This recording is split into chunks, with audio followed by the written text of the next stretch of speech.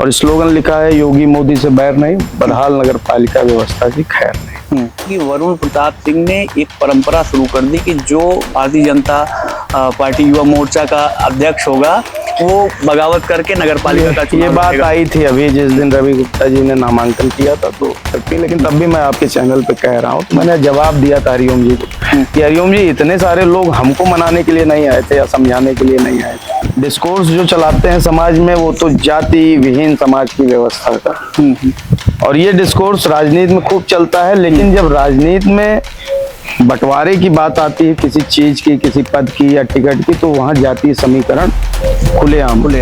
तो मैं जिस जाति बिरादरी से आता हूँ, क्षत्रिय समाज से, इस जाति का एक बहुत बड़ा दुर्भाग्य है कि ये जो है अपने यहाँ नए लीडर या नए युवा को, वो राजस्थान की बात छोड़ दीजिए, वहाँ वो भाटी हो गए। राजस्थान का तो कल्चर है राजपूतों का कि वो अपनी लड़ाई हमेशा दमदारी से लड़ते हैं, जब भी जो आंदोलन सरकारें बदल देते हैं, आप देखें। लेकिन अपने यहाँ ये दुर्भाग्य है कि अपने यहाँ देखा जाता है कि इस बिरादरी का बड़ा चेहरा कौन है। जब सिलेक्शन होगा तो बड़े ठाकुर का होगा।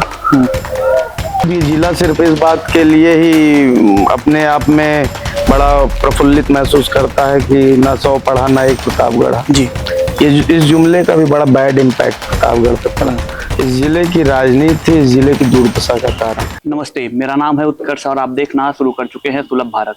दोस्तों, इस वक्त हम मौजूद हैं प्रतापगढ़ में और हमारे साथ मौजूद हैं प्रतापगढ़ की राजनीति के एक क्रांतिकारी नेता श्री वरुण प्रताप सिंह। सर, स्वागत है आपका सुलभ भारत में। बहुत बहुत धन्यवाद उत्कर्ष जी। सुलभ भारत के सभी चैनल के सब्सक्राइबरों को, दर्शकों को होली आ रही है कल, उसकी बहुत बहुत ढेर सारी शुभकामनाएं।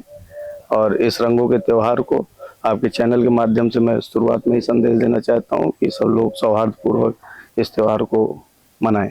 वरुण जी, तो राजनीतिक यात्रा आपकी शुरू कहाँ से हुई? कब ऐसा लगा कि अब राजनीति में जाना चाहिए और राजनीति में उतरने की प्रेरणा क्या रही आपकी? देखिए, एक जो सामाजिक जीवन जीने का बीज था वो उस समय पड़ गया अप्रत्यक्ष रूप से जी। जब आदमी की खेलने कूदने की उम्र होती है, उसको जानकारी नहीं होती, वो सिर्फ अपने स्कूलिंग और खेल कूद में समय बिताता है, तो वो आरएसएस से बचपन से ही जुड़े होने के नाते और राष्ट्रीय स्वयंसेवक संघ की वर्किंग में उस समय हम लोग आ गए। कक्षा 8 में पास करने के बाद हम लोगों ने प्राथमिक शिक्षा वर्ग संघ का किया और फिर जब संगठन के वरिष्ठ प्रचारकों के साथ, जिले के प्रचारकों के साथ हम लोग विभिन्न जगहों पर प्रवास में जाने लगे, लोगों से मिलना जुलना और सामाजिक कार्यक्रमों में सहभागिता, तो सामाजिक जीवन की शुरुआत तो वहीं से हो गई। लेकिन उस दौरान पढ़ाई, फिर मेडिकल की तैयारी, पिताजी चाहते थे डॉक्टर बनाना, तो उस दौरान फिर कोटा गए, कोचिंग किए, बायो के स्टूडेंट रहे। लेकिन फिर मेरा एक विजन बहुत हमेशा से क्लियर रहा कि कौन सा काम करना है, कौन सा नहीं करना है और किस काम के लिए कितना समय देना है। तो एक दो बार पीएमटी का एग्जाम देने के बाद फिर उसका सकारात्मक परिणाम नहीं मिल पा रहा था। पिताजी चाह रहे थे गवर्नमेंट कॉलेज में मेरा दाखिला हो, प्राइवेट मेडिकल कॉलेज उस समय मिल रहे थे, कर्नाटक की तरफ एक कॉमेट का एग्जाम होता है। तो फिर हमने पिताजी से मना किया कि मेडिकल की तैयारी अब मैं नहीं करूँगा। और फिर लखनऊ उस समय कोचिंग के लिए पिताजी भेजे थे, तो राजनीतिक लोगों से उठना बैठना संपर्क हुआ और वहीं से फिर राजनीति में जाने का निर्णय हुआ। लखनऊ में आप थे जी। कोटा से आप लखनऊ आए जी। लखनऊ में आने के बाद आपका संपर्क राजनीतिक लोगों से हुआ जी। और आप राजनीति में आए। जी। आप कक्षा 8 में राष्ट्रीय स्वयंसेवक संघ से जुड़ गए थे। जी। आपने आईटीसी करके जो उनकी एक प्राथमिक शिक्षा वर्ग, इनिशियल ट्रेनिंग कैंप जो होता है वो आपने किया। आपने त्रिवर्षीय शिक्षा जो उनकी होती है, 3 वर्ष का प्रशिक्षण नागपुर में होता है। ये फाइनल ओटीसी 3rd ईयर बोलते हैं इसको, ऑफिसर ट्रेनिंग कैंप बोलते हैं। आप पूर्णकालिक हो सकते थे संघ में? हाँ, एक बार ये विषय था मन में, लेकिन उसके पहले ही हम लोग 2007 में मैं प्रत्यक्ष रूप से सक्रिय राजनीति में भारतीय जनता युवा मोर्चा के आ गया। धीरज ओझा जी जो पूर्व विधायक हैं रानीगंज विधानसभा से, उनके टीम में मैं तो जिले के अध्यक्ष थे भाजपा युवा मोर्चा के, मैं जिले का उपाध्यक्ष था। और जो जनपद के इस समय प्रभारी मंत्री हैं उत्तर प्रदेश सरकार में, परिवहन मंत्री स्वतंत्र प्रभार आदरणीय श्री दयाशंकर सिंह जी, वो हमारे प्रदेश अध्यक्ष थे जी। तो उस समय मैं उनकी जिले का उपाध्यक्ष रहा टीम में जिले के। और फिर वहीं से शुरुआत हुई। उसके बाद फिर जिला अध्यक्षी के लिए मैंने संगठन में अपनी मंशा जाहिर की, और फिर वहां से आगे बढ़ते बढ़ते राजनीति का सफर अभी यहाँ तक जहाँ भी हैं हम लोग वहाँ पहुंचा है। 2023 में आप नगर पालिका चुनाव लड़ते हैं, पार्टी से बगावत करके लड़ते हैं। किन परिस्थिति, कैसी वो परिस्थितियां बनी, किन परिस्थितियों में आपको पार्टी से बगावत करना पड़ा और चुनाव लड़ना पड़ा? देखिए, पार्टी एक मेरे लिए विचारधारा है। हम लोग कैडर पॉलिटिक्स वाले लोग हैं। हम लोग पार्टी के साहित्य को, महापुरुषों के साहित्य को, उनके दिए गए आदर्श को, पंडित दीनदयाल उपाध्याय जी के एकात्म मानव दर्शन को, अटल जी के भाषणों को सुनकर राजनीति में बड़े हुए हैं।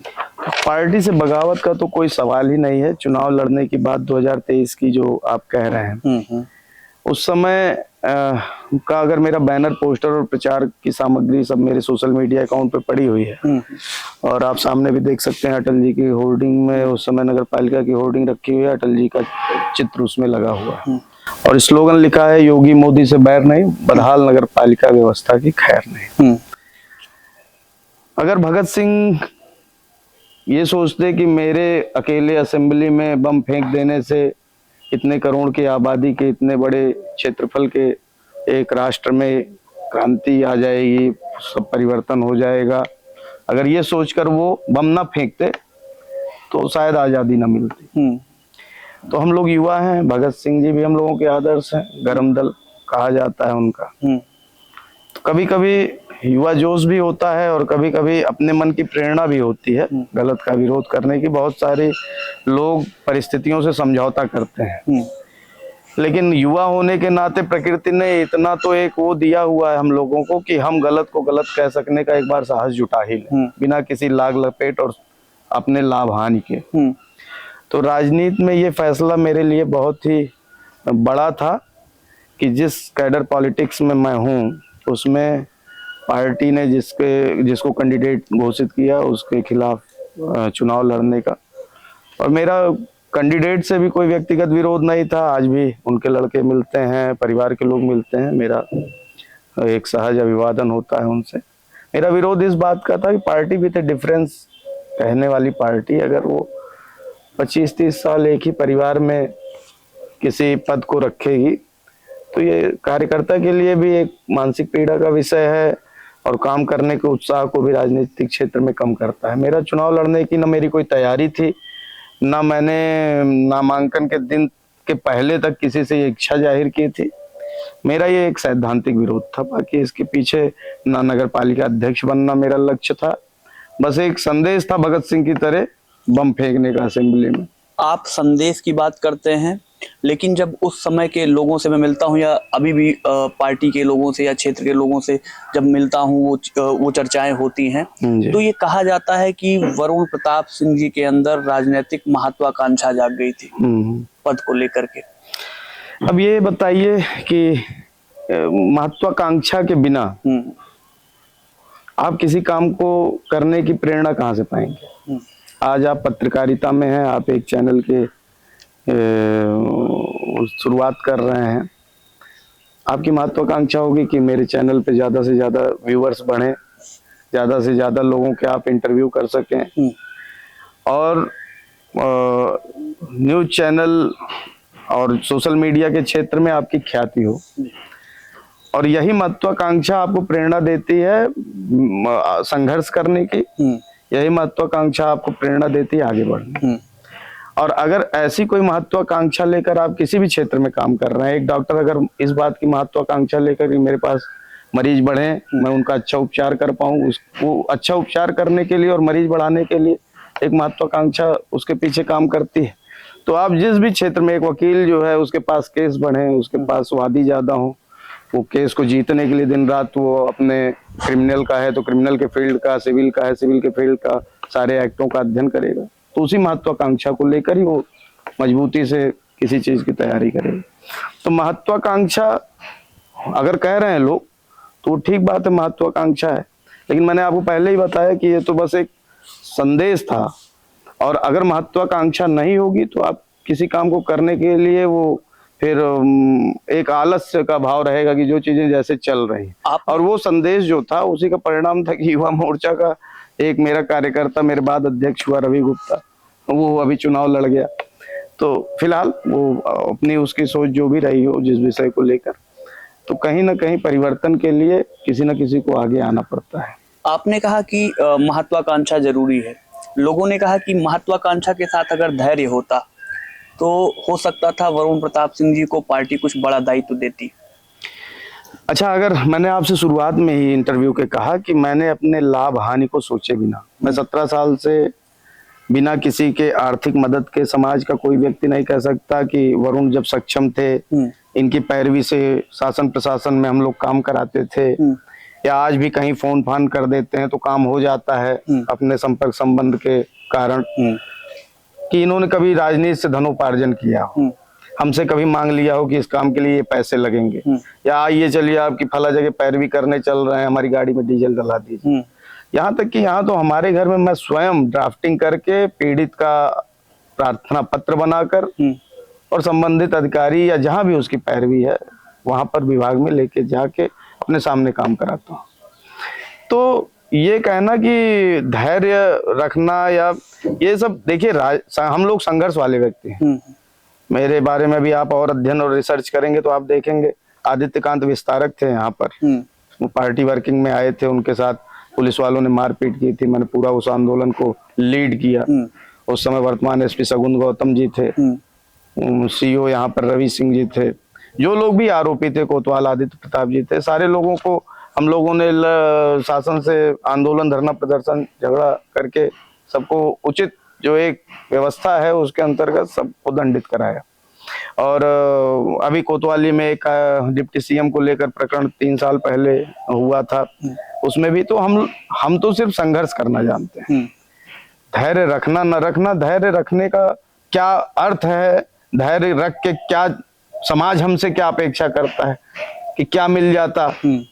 हम तो तब भी वैसे थे जब राजनीति में आए थे, आज भी वैसे हैं।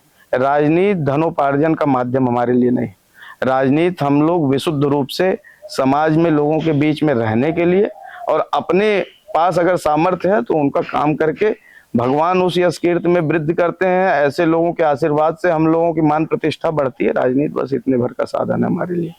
आपने रवि गुप्ता का जिक्र किया और आपने कहा अभी हमारे रवि गुप्ता भी नगर पालिका का चुनाव लड़े। ये कहा जाता है कि वरुण प्रताप सिंह ने एक परंपरा शुरू कर दी कि जो भारतीय जनता पार्टी युवा मोर्चा का अध्यक्ष होगा वो बगावत करके नगर पालिका का चुनाव। ये बात आई थी अभी जिस दिन रवि गुप्ता जी ने नामांकन किया था, तो जिले के अध्यक्ष, पूर्व अध्यक्ष, पूर्व विधायक और प्रभारी मंत्री जी सारे लोग उनको मनाने के लिए आवास पे गए थे। तो पूर्व अध्यक्ष हमारे हरिओम मिश्रा जी ने कहा कि ये परंपरा वरुण जी ने शुरू कर दी, आपने जो कहा।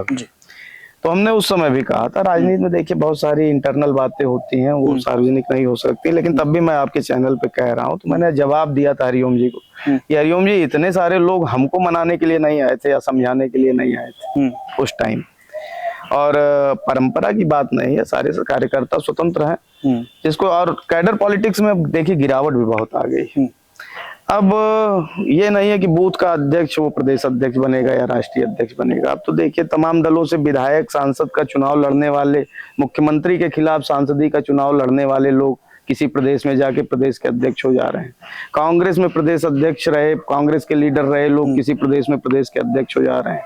तो आप देखेंगे तो विभिन्न दलों से आए लोग, ठीक है, सरकार में मंत्री बनना, विधायक बनना, सांसद बनना, ये चुनावी प्रक्रिया का पार्ट है। लेकिन कैडर पॉलिटिक्स में जो कैडर के पद हैं, मेरा व्यक्तिगत मानना है, इससे मैं किसी पार्टी को ना संबंधित कर रहा हूँ, संबद्ध कर रहा हूँ ना, और किसी के उसको मैं आहत करना चाहता हूँ इस बात से।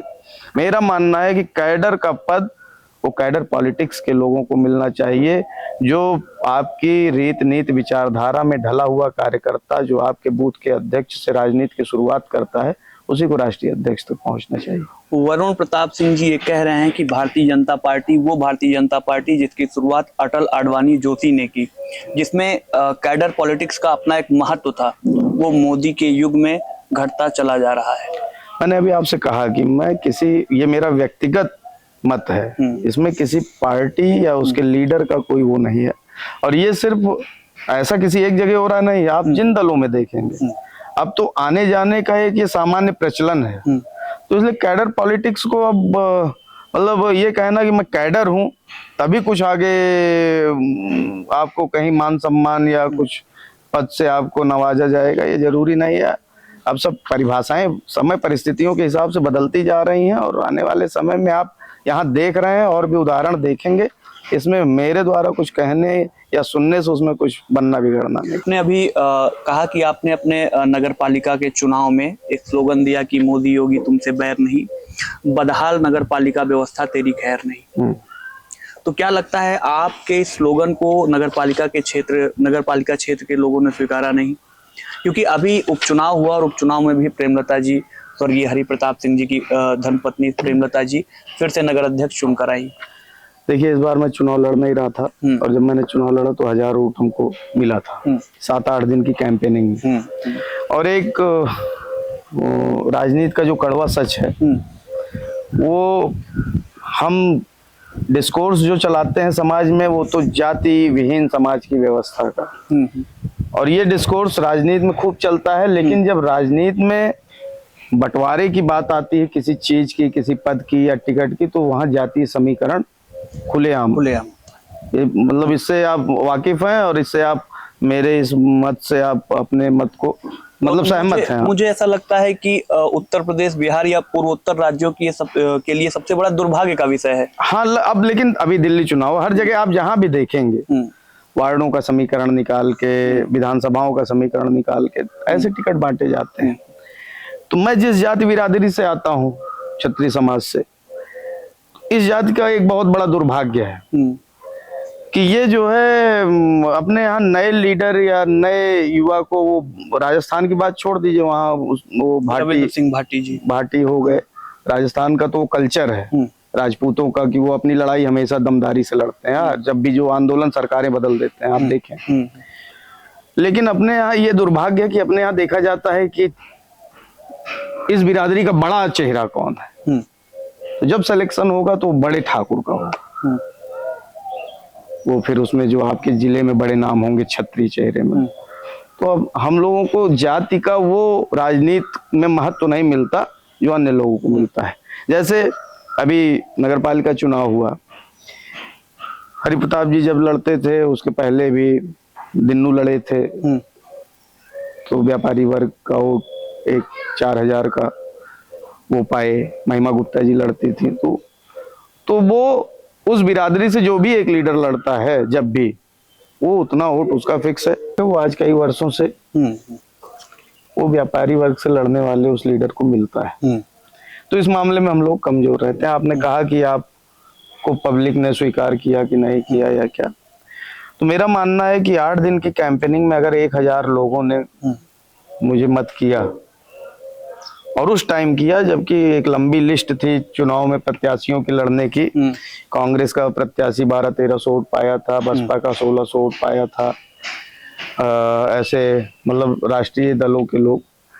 तो अगर उसमें मैं भी एक निर्दलीय प्रत्याशी था, 1000 वोट पब्लिक ने दिया, तो जिनके कैडर वोट थे उन लोगों के बराबरी में कम नहीं हो। दूसरा, पब्लिक एक भी व्यक्ति, और मैं ऐसा व्यक्ति था जो विनिंग कैंडिडेट के साथ अंतिम तक अपने वोट को मैंने गिनवाया कि अगर एक भी वोट अगर किसी बैलेट बॉक्स में होगा तो उसको गिनवाऊंगा, क्योंकि वो एक व्यक्ति जो इस 10 दिन में मेरे पक्ष में अपना मन बनाकर अपना बहुमूल्य वोट दे रहा है, उसके उस बात की कद्र करना मेरी जिम्मेदारी है। और सबसे लास्ट व्यक्ति मैं था कि जो मैंने बधाई दिया जीते हुए प्रत्याशी को।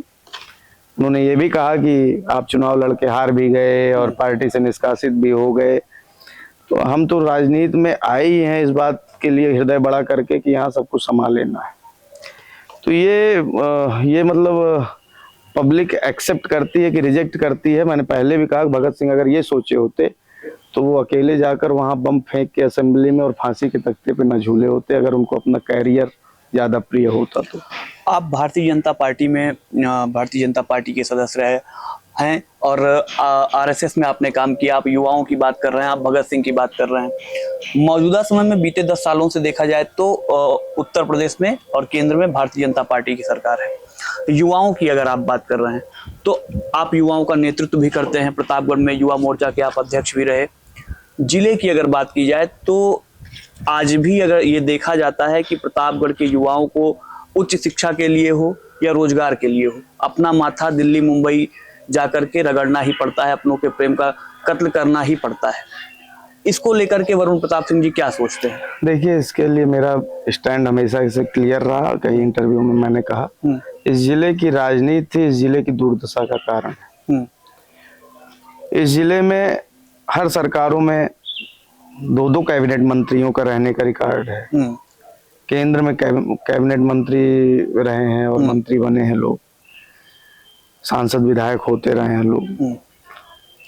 उसके बावजूद ये जिला सिर्फ इस बात के लिए ही अपने आप में बड़ा प्रफुल्लित महसूस करता है कि ना 100 पढ़ा ना एक प्रतापगढ़ जी। ये इस जुमले का भी बड़ा बैड इम्पैक्ट प्रतापगढ़ पे पड़ा। कभी कभी क्या है ना कि जब आप अपने आप को, आजकल गौरवशाली इतिहास बताने का एक कल्चर बढ़ गया है, तो वो गौरवशाली इतिहास आपको आपके वास्तविक इतिहास से कहीं प्रेरणा न लेकर आपको एक आभा मंडल में कैद करके और शुतुरमुर्ग की तरह आप रेत में सिर धंसा के और अपना गौरवशाली इतिहास ही गाते रहे। तो ये जुमला उसी तरह का है और इसी पे हम खुश हैं कि ना 100 पढ़ा ना एक प्रतापगढ़। यही जुमला आदरणीय प्रधानमंत्री मोदी जी जब आते हैं तब कहते हैं, और यही जुमला बीते चुनाव में 22 के चुनाव में जब योगी जी आए तब भी कहा। इसी जुमले पे तो ताली बजा के लोग वोट देते हैं। सरकारों से प्रश्न करिए, अपने जनप्रतिनिधियों से प्रश्न करिए, जिनको आप कैबिनेट मिनिस्टर बनाते हैं उनसे प्रश्न करिए। यहाँ तो केंद्रीय विद्यालय आया, जनप्रतिनिधियों की अदावत बगावत में वो चला गया। ऐसे तमाम इंस्टीट्यूट पास होते हैं, बनते हैं, बिगड़ते हैं। यहाँ श्रेय लेने की होड़ है। आपने कहा महत्वाकांक्षा मेरी चुनाव लड़ने की थी, तो वो महत्वाकांक्षा तो एक लेवल पे ठीक है, लेकिन यहाँ किसी काम के आने पर अपना अपना पत्र दिखाकर और फिर उस पर अपना वो दिखाना, एकाधिकार दिखाना। आप जनता के प्रतिनिधि हैं, विकास के कार्य अगर हो रहे हैं तो उसमें श्रेय लेने की बजाय उसको सुचारू रूप से क्रियान्वित कराने की जिम्मेदारी मुझको लगता है ज्यादा है जनप्रतिनिधि होने के नाते। और हमारे जिले का ये दुर्भाग्य है कि जनता इन सब चीजों पर गौर न करके यहाँ एक राजनीतिक ध्रुवीकरण जातीय भी बहुत चलता है, तो उस पर ही सब बातें बनती भी करती रहती हैं, उसी का खामियाजा सब भुगत रहे हैं। प्रतापगढ़ की अगर पहचान की बात की जाए, प्रतापगढ़ के इतिहास को आप इतिहास के बारे में आपने बताया, अगर प्रतापगढ़ की देशव्यापी पहचान की बात की जाए तो आंवला नगरी के बारे में भी, आंवला नगरी के रूप में भी प्रतापगढ़ देश में जाना जाता रहा है। लेकिन अगर आज आंवला किसानों की स्थिति देखी जाए तो आंवले की साख को ताक पर रख दिया गया और उसको सियासत का लॉलीपॉप पकड़ा दिया गया। वरुण प्रताप सिंह जो कि एक दूरदर्शी राजनेता के रूप में या युवा के रूप में रहे, युवाओं का नेतृत्व किया, जब अपने जिले की इस दुर्दशा को देखते हैं तब क्या सोचते हैं और इसका कारण किसको मानते हैं? देखिए, सपा की सरकार थी, आंवला किसानों के मुद्दे पर मैंने सब चीजें नोट की थी। उस समय अखिलेश जी मुख्यमंत्री थे, हाफेड संस्था एक बनाए थे आंवले की खरीद और वो करने के लिए। कभी भी हमारे यहाँ मूल समस्या पे बात नहीं हुई। अब मुझे मैं अपडेट नहीं हूँ, आंवला हमेशा वन उपज के रूप में रहा, जबकि अपने प्रतापगढ़ और खासकर सदर क्षेत्र के जो किसान हैं वो आंवले के अपने भूमधरी में आंवले की बड़ी खेती बाग लगाते करते हैं और आंवला ही उनकी मुख्य उपज है और उससे ही उनकी आर्थिक व्यवस्था संचालित होती है।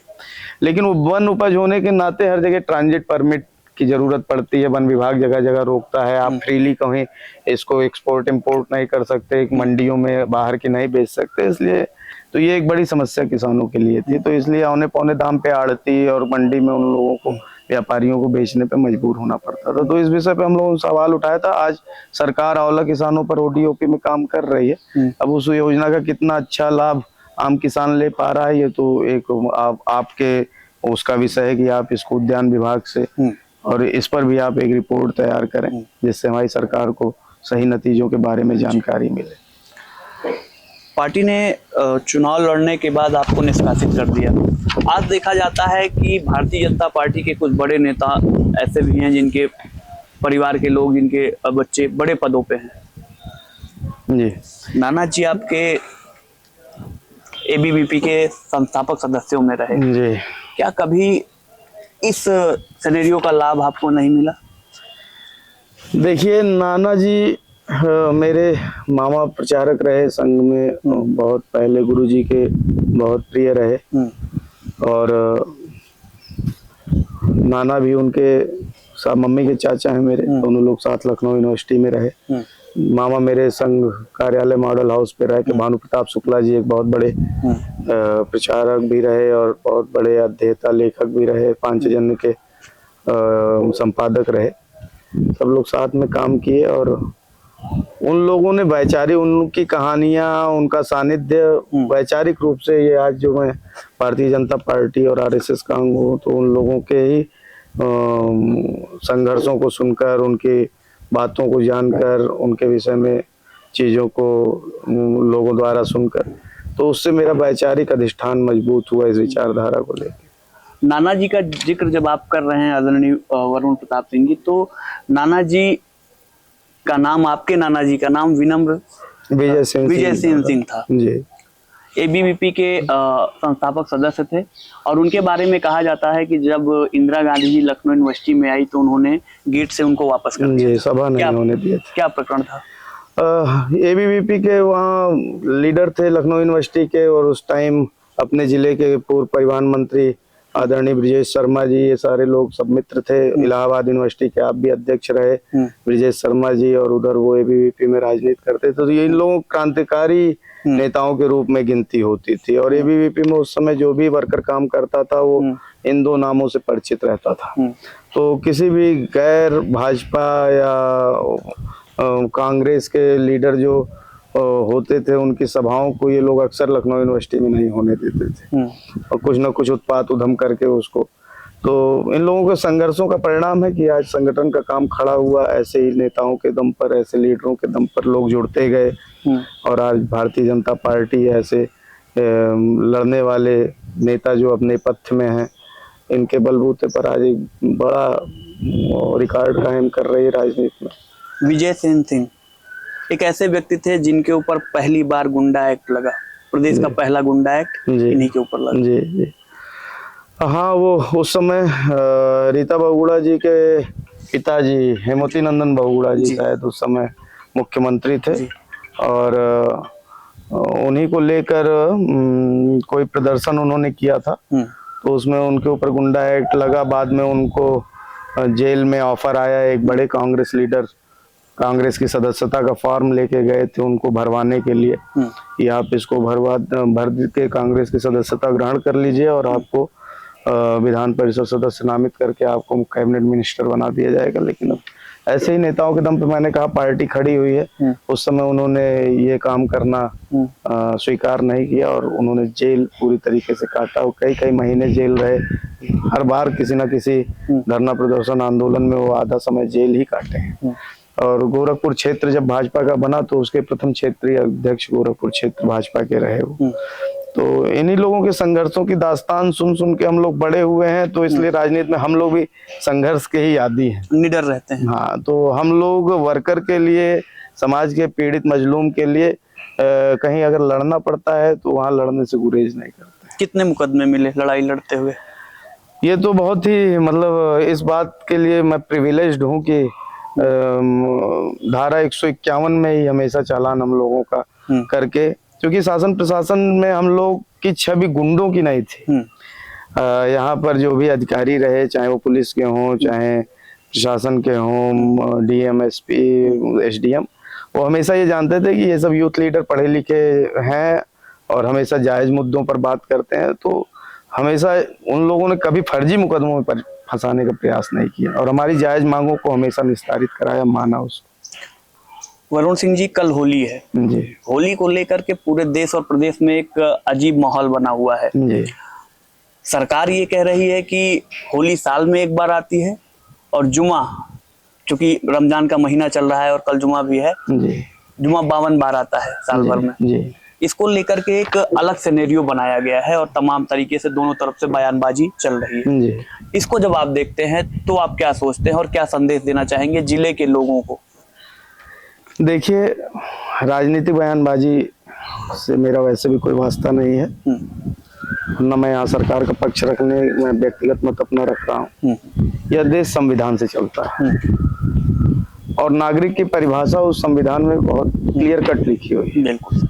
और इस देश के नागरिकों को अपने धार्मिक आयोजनों प्रयोजनों को करने की स्वतंत्रता भी, उनको धार्मिक स्वतंत्रता का अधिकार जो मिला हुआ है, मूलभूत जो उनको अधिकार प्राप्त है, तो उसमें उनको अपने प्रयोजनों को, उत्सवों को मनाने का, अपने धार्मिक कार्यक्रमों को संपादित करने का, वो तो एक नागरिक होने के नाते और एक संप्रभु राष्ट्र होने के नाते हमें होली मनाने का भी हक है और हमें नमाज अदा करने का भी हक है। इसमें कोई कंट्राडिक्शन है ही नहीं, कोई कॉन्फ्लिक्ट है ही नहीं। हम अपनी अपनी इबादतों को, अपने अपने पूजा पाठ को करने के लिए स्वतंत्र हैं और उसके लिए अलग अलग जगह हैं। ना कोई मंदिर में आके नमाज पढ़ने जा रहा है, ना कोई मस्जिद में जाके होली खेलने जा रहा है। ये अगर कहीं बयानबाजी इस तरह की चल रही है तो मुझको समझ में ही नहीं आता कि मतलब इससे राजनीति को लाभ मिलने के अलावा और समाज के उन तत्वों को खाद मिलने के अलावा जो समाज में ऐसे विद्वेष फैलाकर अपनी राजनीतिक रोटियां सेकें या अपने व्यक्तिगत हित साधें, उसके अलावा कुछ नहीं है। वरुण सिंह जी, मैं आखिरी प्रश्न आपसे लूंगा, क्योंकि संघर्षों से आपका गहरा नाता रहा है, आपने संघर्षों की लड़ाइयां लड़ी हैं, लाठियां खाई हैं, जेल गए हैं, और आज अगर प्रतापगढ़ में आप बैठे हैं, एक युवा नेता के रूप में बैठे हैं, आज भी प्रतापगढ़ के तमाम युवा हैं जो राजनीति में ही अपना भविष्य देख रहे हैं। आज वरुण सिंह जी उनको क्या संदेश देना चाहेंगे, किस तरीके से वो राजनीति में है, उनका कैसे आप मार्गदर्शन करना चाहेंगे?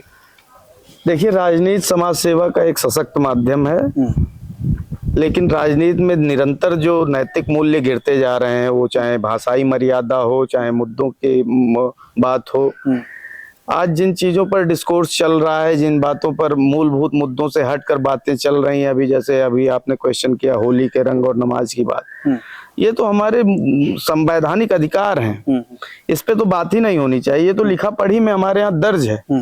हमारी आम जनता की समस्या, युवाओं की समस्या, बेरोजगारों की समस्या, इस पर बात करने के बजाय अगर हम ऐसी कोई चर्चा करते हैं तो ये वास्तव में ये हम समाज के साथ न्याय नहीं कर रहे। तो राजनीति में अब उन नैतिक मूल्यों को वापस लाना, उन भाषाई मर्यादाओं को वापस लाना और मुद्दों की राजनीति करना, इसके लिए पढ़े लिखे युवाओं का, संवेदनशील युवाओं का राजनीति में आना जरूरी है। साथ साथ राजनीति आय का माध्यम नहीं है, इसके लिए वो अपना एक बैकअप बनाकर राजनीति में आए। राजनीति से धनोपार्जन करना ये बहुत कठिन काम है। हालांकि राजनीति महंगी इसीलिए हुई है, ताली दोनों हाथ से बजती है। इसमें समाज को भी जागरूक होना पड़ेगा और ये जागरूकता तभी आएगी जब ऐसे जागरूक युवा और समृद्ध युवा वैचारिक रूप से, आर्थिक रूप से जो राजनीति में आएंगे, उनका राजनीति में स्वागत है। वो खुल के राजनीति करें और संघर्ष करें, ऐसे लोग ही समाज में परिवर्तन लेके आएंगे। आपने कहा राजनीति महंगी हो गई है, राजनीति महंगी हो गई है, युवाओं के पास इतना बड़ा आय का स्रोत नहीं होता कि इस महंगाई, जो राजनीतिक महंगाई है, उसका वहन वो कर सकें। तो क्या लगता है, क्यों, क्या ऐसा कारण रहा कि राजनीति जो अपनी एक विचारधारा के आधार पर की जाती थी, समाज सेवा के लिए की जाती थी, देश को आगे बढ़ाने के लिए की जाती थी, ऐसा क्या कारण वरुण सिंह जी को लगता है कि ये राजनीति महंगी हो गई? देखिए, चुनाव के खर्च आप देखते हैं, जब चुनाव शुरू होता है, व्यवहारिक पक्ष अगर देखा जाए, और सांसद विधायक आदमी बनता है, उसका जो वेतन भत्ता है उसको देखा जाए, तो दोनों में कितना बड़ा अंतर है। एक सांसद या विधायक अपने वेतन भत्ते से अपने गाड़ियों का काफिला नहीं चला सकता, अपने कोठी पे आने वालों को चाय नहीं पिला सकता, उनसे मदद मांगने वालों को सुविधाएं उपलब्ध नहीं करा सकता, आर्थिक जैसी उनकी कभी कभी वो रहती है डिमांड। तो ये एक बहुत बड़ा कॉन्ट्रडिक्शन है जिसको समझना पड़ेगा। इसको मेरे कहने से बातें हो सकता है लोगों के लिए मुद्दा बन जाए, लोग उसको क्रिटिसाइज करें, उसकी आलोचना करें, लेकिन वास्तविकता यही है कि चुनाव का खर्च बढ़ता किस कारण से है, इसको जानने की जरूरत है, और चुनाव के खर्च बढ़ाते कौन लोग हैं, इसको जानने की जरूरत है। तो ये इसमें जब इस पे जागरूकता होगी और यूथ ऐसे विचारों के साथ राजनीति में आएंगे जो इन सब चीजों पर लोगों को उनको सचेष्ट करेंगे, उनको बताएंगे, तो समाज में धीरे धीरे परिवर्तन आता है, धीरे धीरे परिवर्तन आएगा, राजनीति भी सस्ती होगी। विदेशों में तो प्राइम मिनिस्टर से लेकर उनके मिनिस्टर्स और अधिकारी वो तो आपको पैदल मार्ग पे चलते मिल जाएंगे, जो साइड में फुटमार्ग बना होता है, फुटपाथ जो बने होते हैं। तो वो अभी वीआईपी कल्चर अपने यहाँ खत्म करने की बात होती है, लेकिन आकाश में भी 3-3 हेलीकॉप्टरों के काफिले से नेता उड़ते हैं। तो ये कहने करने में व्यावहारिक स्तर पर जब तक काम नहीं होगा तब तक अभी सुधार मात्र लाल बत्ती हटा देने से वीआईपी कल्चर खत्म नहीं हो जाएगा। होली है, रंगों का त्योहार है। आदरणीय वरुण प्रताप सिंह जी युवा नेता हैं। युवा नेता होने के नाते जिले के लोगों को क्या संदेश देना चाहेंगे, क्या बधाई देना चाहेंगे कैमरे के माध्यम से? देखिए, अभी एक प्रश्न आया था कि नमाज और होली एक ही दिन है, तो मेरा ये कहना नहीं है कि कोई चीज 52 बार आती है और कोई चीज एक बार आती है। सबको अपनी पूजा, अपनी इबादत करने, अपने उत्सव त्योहार मनाने का अधिकार है। ये हमारे ऊपर निर्भर करता है कि हम अपने धार्मिक उत्सवों को, अपने धार्मिक मान्यताओं को सहजता से किस प्रकार अपने व्यक्तिगत स्तर पर मना सकते हैं। तो इसमें ना हिंदू की बात है, ना मुसलमान की बात है। और आप सभी लोग इस होली के अवसर पर अच्छे से रंगों का त्योहार मनाएं और किसी की आस्था को ठेस ना पहुंचे। और जिनको भी अपने नमाज अदा करनी है वो अपने इबादत गाहों पर जाके अपने शांति से नमाज अदा करें, अपने अपने त्योहारों को खुशहाली से मनाएं। इसी में भारत देश की तरक्की, इसी में प्रतापगढ़ की तरक्की, इसी में हम सब के परिवारों की तरक्की है। मेरी सुलभ भारत की पूरी टीम को, उत्कर्ष जी को और सभी दर्शकों को होली जैसे पावन पर्व की बहुत बहुत ढेर सारी शुभकामनाएं, बहुत बहुत बधाई।